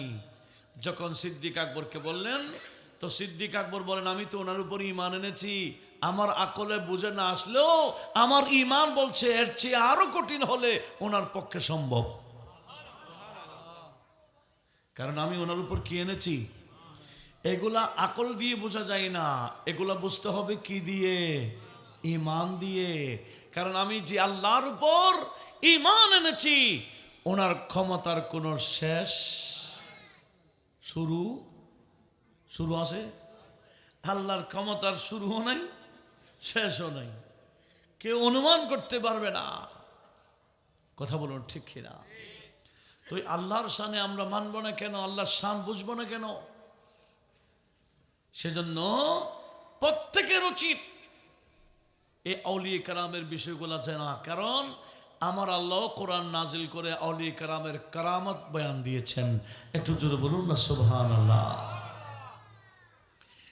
বলেছিলাম এই এলমের চর্চা হুজুর গৌসুল আজম জিলানী, এই যে জিলানের বাড়ি থেকে বাগদাদে গেলেন ছোটকালে, একা চলে গেলেন, আত্মীয় স্বজন কেউ যায়নি, এলাকার ব্যবসায়ীদের সাথে চলে গেলেন। কেন? অন্য কোনো উদ্দেশ্য না। উনি বাগদাদে যাওয়ার একটাই কারণ, সেটা হলো ইলম অর্জন করা। জোরে বলুন সুবহানাল্লাহ। কি অর্জন করা? ইলম অর্জন করা। এই ইলম অর্জন করার জন্য জিলান থেকে বাগদাদে গিয়েছেন। আজকে যার ফাতেহার রাত, খাজা গরিব নওয়াজ, উনিও, ওনার বাড়ি ছিল সঞ্জার। ইরানের সঞ্জার থেকে ওনার আব্বা মারা যাওয়ার পরে মায়ের অনুমতি নিয়ে উনি সঞ্জর থেকে বোখারা গিয়েছিলেন। কেন? অন্য কোনো উদ্দেশ্য না, ইলম অর্জন করার জন্য। এই ইলমের মাধ্যমেই খেদমত হবে। কারণ গরিব নওয়াজ, গৌসে পাক, এনারা যখন এই ইসলামের খেদমত করার জন্য ইচ্ছা করলেন, ইসলামের খেদমত করার জন্য ইলম অর্জনের বিকল্প কোনো রুট নাই। একটু জোরে বলুন না সুবহানাল্লাহ। গৌসে পাক গেলেন কোথায়? বাগদাদে। গরিব নওয়াজ কোথায় গেলেন? বুখারা। সেখানে বুখারাতে হুসামউদ্দিন বুখারী একজন বড় আলেম ছিলেন। তত্ত্ব নিতে নিতে গরিব নওয়াজ ওনার কাছে পৌঁছেছিলেন। তখন সালাম দিয়ে বলছেন, হুজুর আমি আপনার মাদ্রাসায় ভর্তি হতে আসছি। গরিব নওয়াজ বলছিলেন। হুসামউদ্দিন বুখারী বলে, বাড়ি কই? বলে, আমার বাড়িতে সঞ্জর। হ্যাঁ, সঞ্জর এটা তো অনেক দূর। বলে, হ্যাঁ, আমি আমার আম্মার অনুমতি নিয়ে সঞ্জর থেকে বুখারাতে আসছি, আপনার নাম শুনে আসছি, আপনার মাদ্রাসায় পড়ার জন্য আসছি। তো হুজুর বললেন, আমার মাদ্রাসা তো যাকে তাকে যেমন তেমন ভর্তি করায় না, কন্ডিশন আছে। বলে কি? বলে, আমি আমার ছাত্রদেরকে এখানে 16 বছরের জন্য ভর্তি করাই। ক বছর? আমি 16 বিষয়ে আমার ছাত্রদেরকে পণ্ডিত করে দিই। এক একটা বিষয়ের জন্য এক এক বছর কোর্স করি। তুমি যদি 16 বছরের জন্য ভর্তি হতে পারো, আমি করাবো। গরিব নওয়াজ বলেছিলেন, হুজুর আমি আপনাকে ওয়াদা দিচ্ছি, 16 বছর না, আপনার জ্ঞান অর্জন করার জন্য আমার যত বছর লাগে আমি আপনাকে আপনার কদমে থাকবো বলে আমি ওয়াদা দিলাম। আল্লাহ যদি বাছাই রাখে আমি আপনার কদমে থাকবো, এভাবে ওয়াদা দিয়েছেন গরিব নওয়াজ। তখন হুসামউদ্দিন ওনার মাদ্রাসায় হুসামিয়াতে ভর্তি করালেন। অন্যান্য ছাত্ররা নির্দিষ্ট টাইমে পড়ে চলে যেতেন, কিন্তু গরিব নওয়াজ বান্দা নওয়াজ নির্দিষ্ট টাইমে পড়ে চলে যেতেন না। হুজুরের দরবারে আশেপাশে থাকতেন, সব সময় কিতাব নিয়ে থাকতেন। অন্যান্য ছাত্ররা যে জ্ঞান অর্জন করতে 16 বছর লাগতো, আমার গরিব নওয়াজ মাত্র 7 বছরে উস্তাদ থেকে ওই পড়াগুলো পড়ে নিলেন। কত বছরে? কেন, কিভাবে? রাত দিন পড়ে পড়ে ওভার টাইম করেছেন, ওভার টাইম করে করে। পড়ার মধ্যে ওভার টাইম আছে কিনা? আমাদের জামিয়া তো এরকম পরিবেশ ছিল, এখনো আছে মাশাআল্লাহ। জামিয়ার খানাকায় গিয়ে দেখেন গা, খালকাতুল এলম চলে, এলমের দরস চলে, এদিকে কতগুলা, এদিকে কতগুলা, এদিকে কতগুলা, এগুলো ওভার টাইম ক্লাসের পরে, ক্লাস চলাকালীন না। এইরকম অতিরিক্ত পড়া ছাড়া ভালো আলেম হওয়ার এত সুযোগ নাই। তো গরিব নওয়াজও উস্তাদ থেকে কি পড়েছিলেন? অতিরিক্ত। এই অতিরিক্ত পড়াগুলা পড়ে ওই অন্যান্য ছাত্ররা যে 16 বছরে জ্ঞান অর্জন করতেন, সেটা গরিব নওয়াজে ক বছরে শেষ করলেন? 7 বছরে জ্ঞান অর্জন করে বলতেছেন, হুজুর আপনার থেকে আরো দেন। বলে লাগবে না, আমার কাছে যা যা যা আমি অন্যান্য ছাত্রদেরকে দিই, তুমি যখন 7 বছর সব নিয়ে ফেলেছ, তোমাকে আর 16 বছর এখানে থাকতে হবে না।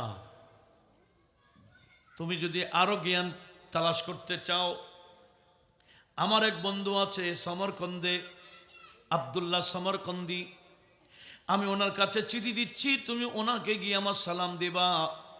উনি বড় মুফাসসিরে কোরআন, কিছুদিন ওনার কাছেও এলম অর্জন করতে পারো কিনা দেখো। জোরে বলুন সুবহানাল্লাহ। উস্তাদ হুসামউদ্দিনের মাদ্রাসা থেকে গরিব নওয়াজ ওই সমরকন্দ চলে গেলেন। আব্দুল্লাহ সমরকন্দির মাদ্রাসা, ওখানে যখন যাচ্ছেন দেখতেছেন গরিব নওয়াজ বলেন, আমি ওনার মাদ্রাসায় পৌঁছার আগে দেখতেছি উস্তাদ সমরকন্দি উনি আমার জন্য অপেক্ষায় দাঁড়িয়ে আছেন। এখন বা ফোন করে যে আমরা একটা ছাত্র পড়াচ্ছি, তখন কি ফোন ছিল? ছিল। বিজ্ঞানের ফোন ছিল না, আমার আল্লাহর কুদরতি ফোনটা ছিল। আল্লাহর ওলিরা এক জায়গা থেকে অন্য জায়গায় মুরাকাবা মুশাহাদার মাধ্যমে ইনাদের ভেলায়েতের ডাটা চালু করতেন। ইনারও ভিডিও কলে, অনেক সময় ভিডিও কলে কথা বলতেন। ভিডিও কলে কথা মানে ওনারা মুশাহাদা করতেন। মুরাকাবা করতে করতে কি হয়ে যায়? মুশাহাদা, লাইভ দেখে। একটু জোরে বলি না সুবহানাল্লাহ। গরিব নওয়াজ বললেন, আমি ওনার মাদ্রাসায় যেতে পৌঁছার আগে দেখলাম উনি বাহিরে দাঁড়িয়ে আছেন। আমি সালাম দিলাম, আমার নাম। উনি জিজ্ঞেস, তুমি অমুক নাকি? বলে আমি। বলে হুজুর হ্যাঁ। আমার নামও বলে দিলেন। তো বলছে, তোমার হুজুর যে চিঠিটা দিয়েছেন এটা দাও। গরিব নওয়াজ বলে, আমার হুজুর ওনার কাছে চিঠি দিয়েছেন আমি বলি নাই, ওনার থেকে বলতেছেন যে চিঠিটা দিতাম। আমি তাড়াতাড়ি ব্যাগ খুলে চিঠিটা দিলাম। তো আমাকে ওনাকে ওনার মাদ্রাসায় খাদেম লাগাই দিলেন। বলে ওনার গোসলের ব্যবস্থা করো, রুম দাও, থাকবে উনি। 2 বছর কোরআন তাফসীর পড়েছেন ওনার থেকে। মুফাসসিরে কোরআন হয়ে গরিব নওয়াজ পাগড়ি ওনার থেকেও নিয়েছেন। উস্তাদ হুসামউদ্দিন কাছে 16 বছরের জ্ঞান 7 বছরে গ্রহণ করেছেন। সেখান থেকে বাইতুল্লাহ শরীফে গেলেন শুকরিয়া আদায় করার জন্য। বছর হজের মৌসুম ছিল। গরিব নওয়াজ বলে, আমি ফজরের নামাজ পড়ে যখন মক্কাতে ঢুকতেছি ফজরের নামাজের জন্য, দেখতেছি ওই আমার উস্তাদ হুসামউদ্দিন বুখারী, যার কাছে আমি 7 বছর পড়েছি, দেখলাম হুজুরও পড়ছে ওখানে। আমি কদম বুসি করলাম, সালামি পেশ করলাম। বলছে, তুমি আসছো বাবা? বলে হ্যাঁ ঠিক আছে, একটা ফিলারের নাম বললেন, অমুক ফিলারের সামনে তুমি আসিও ফজরের নামাজের পর। একটা উস্তওয়ানার ঠিকানা দিলেন, ফিলারের নাম বললেন। আমি ফজরের নামাজের পরে দেখলাম ওখানে আরবের মক্কা শরীফের বড় বড় মুফতিরা, বড় বড় মুহাদ্দিসরা, বড় বড় মুফাসসিররা, বড় বড় উলামারা বসে আছেন। কেন? উস্তাদ হুসামউদ্দিনের দরস নেওয়ার জন্য। কোথায়? হেরমে মক্কায়।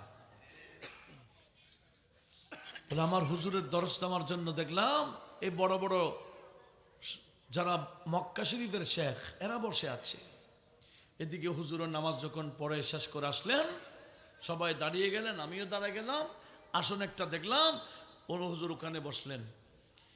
আজকে সবার সামনে হুজুর বলতেছেন, এই মক্কার ফুদালারা ওলামারা, আজ দরস আমি দিব না, আমার বেটা মাইনুদ্দিন হাসান তোমাদেরকে দরস দিবে। আমার ভাষা হচ্ছে ফার্সি, আমার মাতৃভাষা হচ্ছে ফার্সি, আর আমাকে দরজ দিতে হবে আরবের বড় বড় শেখদের সামনে। কোন ভাষায়? আরবি ভাষায়। আমার হুজুর যখন আমাকে বলে বাবা শুরু করো, গরিব নামাজ বলেন, হুজুরের আদেশ, হুজুরও বসা আছেন। আমি ওই মক্কার উলামা ফুদালাদের সামনে যখন তাকরীর করলাম 2 ঘন্টা আরবি ভাষায়, মক্কার উলামারা ফুদালারা, আমি গরিব নামাজের তাকরীর শুনে, আমার দরস শুনে এরা বড় খুশি হয়ে আমাকে জড়িয়ে ধরলেন আর বললেন, হুজুর আপনাকে আর কষ্ট করতে হবে না, এই হেরমে মক্কার জন্য আপনার এই ছাত্রকে মুহাদ্দিস হিসেবে আপনি আমাদের জন্য নিয়োগ দিয়ে দেন। গরিব নামাজ মানে যিনি হেরমে মক্কার মুহাদ্দিস ছিলেন। আমরা তো শুধু বড় আল্লাহর ওলি হিসেবে চিনি। আমার গৌস পাক মানে যিনি 33 বছরে 99,000 আলেম জগৎবাসীকে উপহার দিয়েছেন। এনারা সবসময় এলমে থাকতেন, এলম অর্জন করেছেন, এলম আবার দান করেছেন। গোটা জীবনটা গিয়েছে এলম দিয়ে। সেজন্য সাইঁ সাহেব শ্রীকোটও বেছে নিয়েছেন গৌসে বাকের মিশন গোটা বাংলার জমিনে ব্যাপকভাবে শিক্ষা প্রতিষ্ঠার মাধ্যমে। কথা বলুন ঠিক কিনা? আমি এখানে দেখতে পেলাম মৌলভীপাড়া গৌসিয়া কমিটির তত্ত্বাবধানে একটা প্রতিষ্ঠান ওনারা খুলেছেন, গৌসিয়া তৈবিয়া সুন্নিয়া মাদ্রাসা শুরু হয়েছে না? সুন্নি নূরানি বোর্ড বাংলাদেশের তত্ত্বাবধানেই পরিচালিত হয় এবং নূরানি ক্লাসও চলবে। ধীরে ধীরে আমরা আশাবাদী এটা বড় প্রতিষ্ঠান হবে। বলেন ইনশাআল্লাহ। একটা এলাকা থেকে যদি একটা প্রতিষ্ঠান এলাকায় হয়, এলাকার আশেপাশে যত কবরস্থান, কবরবাসী, সমস্ত কবরবাসী কি যে খুশি হয় এখন বুঝেন নাই, আমরাও বুঝি না, যখন কবর যাব তখন বুঝবো। মাদ্রাসার ছাত্রীরা যখন মাদ্রাসায় আসে, এলমে দ্বীন অর্জন করার জন্য যখন তারা মাদ্রাসায় আসে, তখন আমার আল্লাহ এই তালেবে এলেমের উসিলায় এলাকার কবরস্থানের আযাবকে হালকা করে দেয়। আর একটু জোরে বলুন। যদি মাদ্রাসায় পড়ুয়া ছাত্রদের কারণে কবর আযাব হালকা হয়ে যায়, যোগ্য হাক্কানি রব্বানি আলেম হয়ে যদি আমরা যে কবরস্থানে যাব, সে কবরস্থানে যদি একজন যোগ্য আলেমকে দাফন করে, লাভ না ক্ষতি? কি লাভ? আমার নবীজি বললেন, যে কবরস্থানে হাক্কানি রব্বানি একজন আলেমকে দাফন করা হয়, ওই আলেমের ডানে 40টি কবর, বামে 40টি, পিছনে 40টি, সামনে 40, মোট 160টি কবর নূরে নূরানি হয়ে যায়, জান্নাতের বাগান হয়ে যায় একজন আলেমের কারণে। জোরে বলুন সুবহানাল্লাহ। সেজন্য এলাকা থেকে হাক্কানি রব্বানি আলেম বের হওয়া মানে গোটা এলাকাবাসীর জন্য নিয়ামত। কথা বলুন ঠিক কিনা? এই প্রতিষ্ঠান কি ছোট থেকে যাবে না বড় হবে? বাইরের ছেলেদেরকে কন্ট্রোল করা যায় না? হ্যাঁ, এরা তো বেশি। হ্যাঁ, দু এক একটু দূরে শরীফ পড়েন। সালাতুন ইয়া রাসূলুল্লাহ আলাইকুম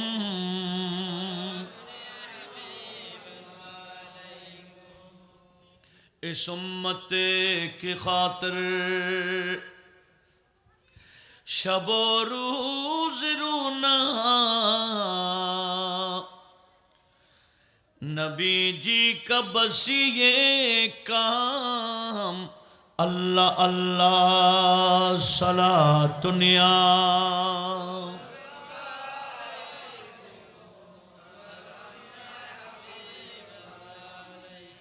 नबी हो वली हो सब उन पे कुर्बान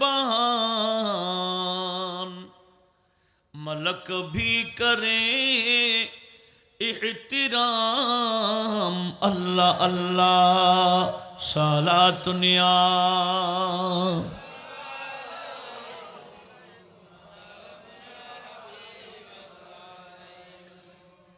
সুন্নি প্রতিষ্ঠান করার মাধ্যমে যে খেদমত হবে এটা হবে স্থায়ী খেদমত।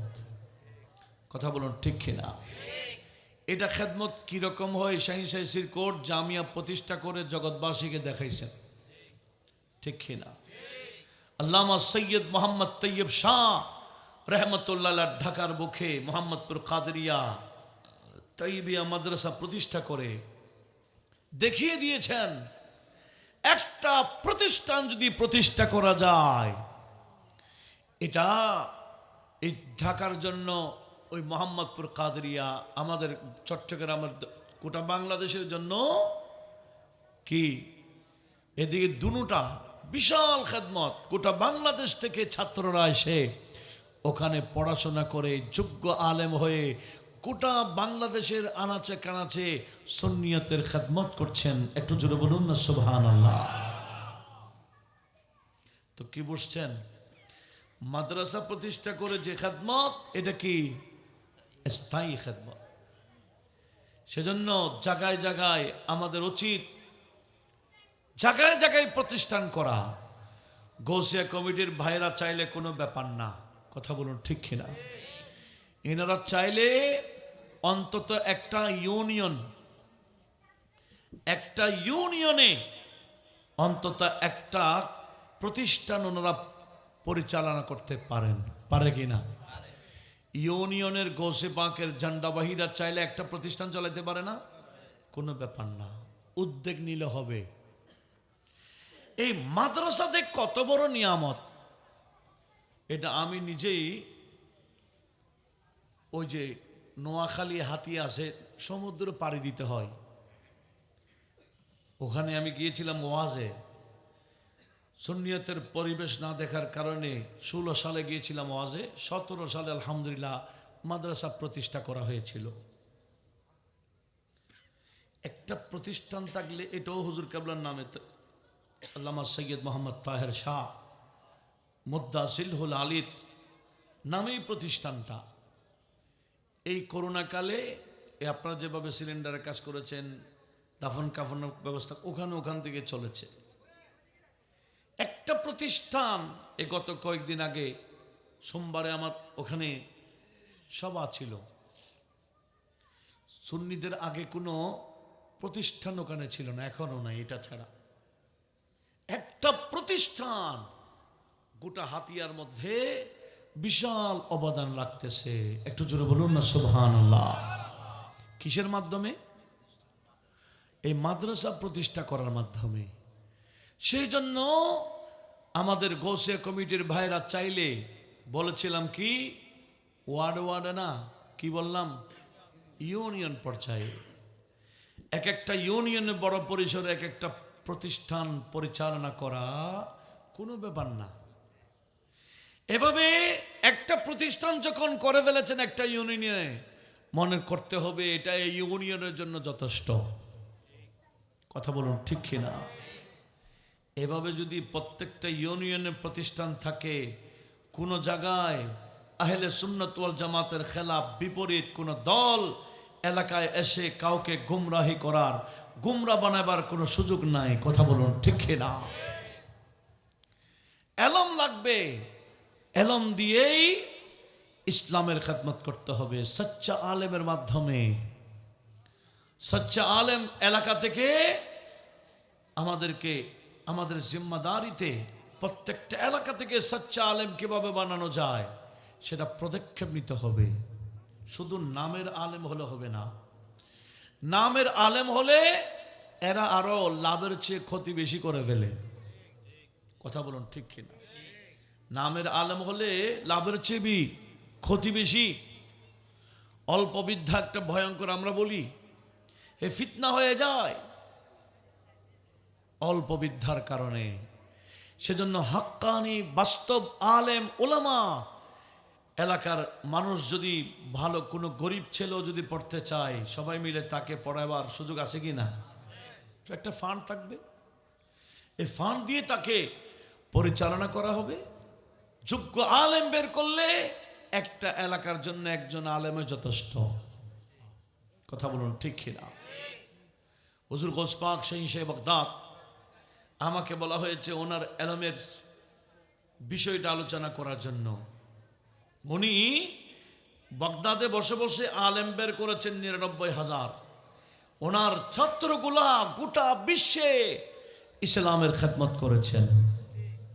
এমনকি সুলতান সালাউদ্দিন আইয়ুবী নেতৃত্বে যখন বাইতুল মুকাদ্দাস কি হচ্ছে, বাইতুল মুকাদ্দাসে ইহুদিদের বিরুদ্ধে জিহাদ হয়েছিল, ওই জিহাদের মধ্যে সুলতান সালাউদ্দিন আইয়ুবের সাথে যারা যারা ছিলেন অধিকাংশ হুজুর গৌসুল আজম জিলানীর মাদ্রাসার ছাত্ররা ছিলেন। জোরে বলুন সুবহানাল্লাহ। গৌস পাকের মাদ্রাসার ছাত্ররা কোথায় গিয়ে খেদমত করেছেন জানেন? ওনারা শুধু আলেম না, ওনারা জগৎ বিখ্যাত ওলিও।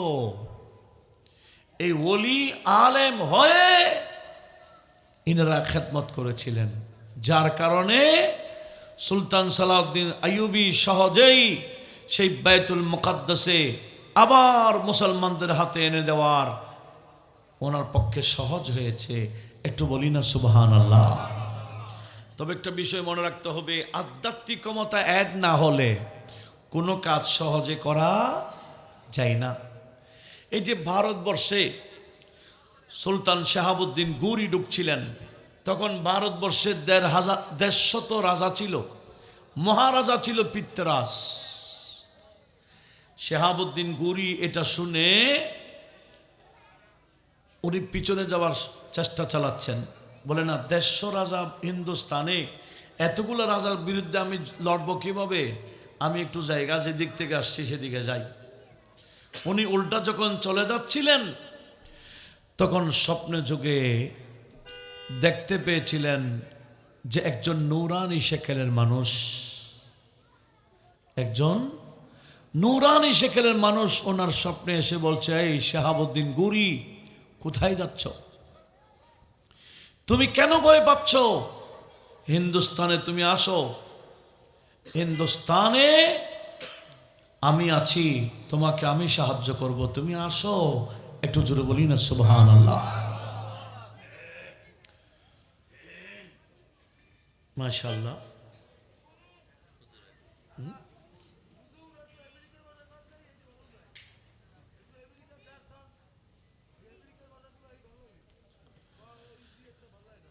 একটু দর্শন পড়েন, সালাতুন ইয়া রাসূলুল্লাহ আলাইকুম।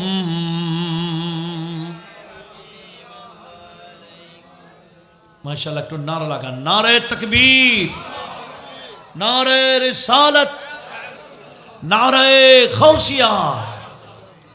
হুজুর আল্লামা আবুল কাসিম মোহাম্মদ ফজলুল হক আল কাদরি সাহেব কিবলা, হুজুর আল্লামা আবুল কাসিম মোহাম্মদ ফজলুল হক সাহেব কিবলা, উলামায়ে আহলে সুন্নাহ। মাশাআল্লাহ, আজকের প্রধান আলোচক মহোদয় আমাদের মাঝে তাশরিফ আনয়ন করেছেন। আমি হুজুরকে মোবারকবাদ, ধন্যবাদ জানাচ্ছি। এখনও যারা বাহিরে বিক্ষিপ্ত অবস্থা আছেন সবাই সুশৃঙ্খলভাবে বসে যাওয়ার জন্য অনুরোধ করছি।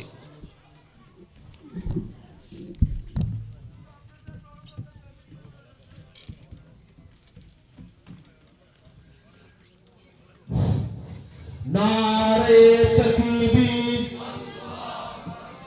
नारे रिसालत, नारे गौसिया, अहले सुन्नत वल जमात, गौसिया कमिटी बांग्लादेश, अहलन सहलन। আলহামদুলিল্লাহ, আপনারা যারা বিক্ষিপ্তভাবে এগোনোর বাইরে হাঁটাচলা করছেন সকলে মাহফিল আসার জন্য অনুরোধ জানাচ্ছি। আমি হুজুরকে কন্টিনিউ করার জন্য।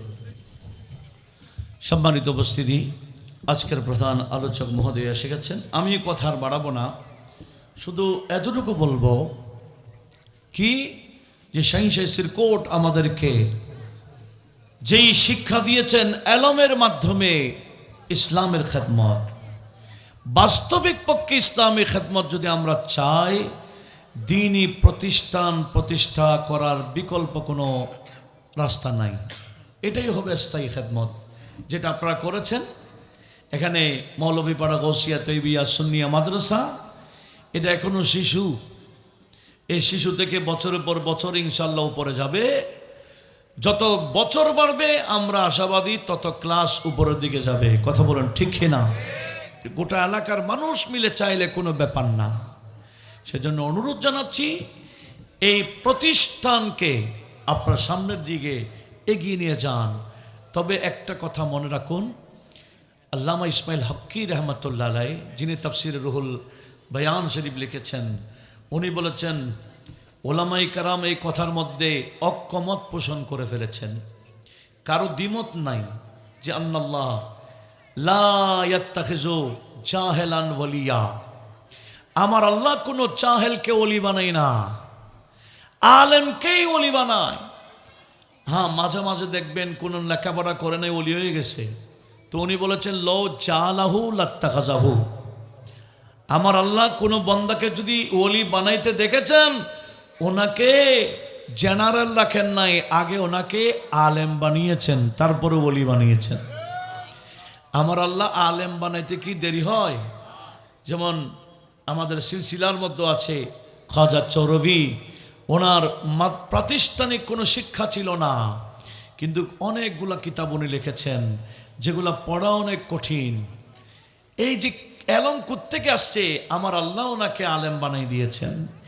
এইরকম আলেম ছাড়া আমার আল্লাহ কাউকে ওলি বানাই না। সেজন্য আমাদেরকে আলেম বানাবার জন্য পদক্ষেপ নিতে হবে ব্যাপকভাবে। আপনারা যারা এই কাজে এগিয়ে আসছেন সবাইকে মোবারকবাদ, ধন্যবাদ জানিয়ে আমি এখানে তীর আনছি। ওয়া আখিরু দাওয়ানা আনিল হামদুলিল্লাহি রাব্বিল আলামিন। আসসালামু আলাইকুম ওয়া রাহমাতুল্লাহি ওয়া বারাকাতুহু।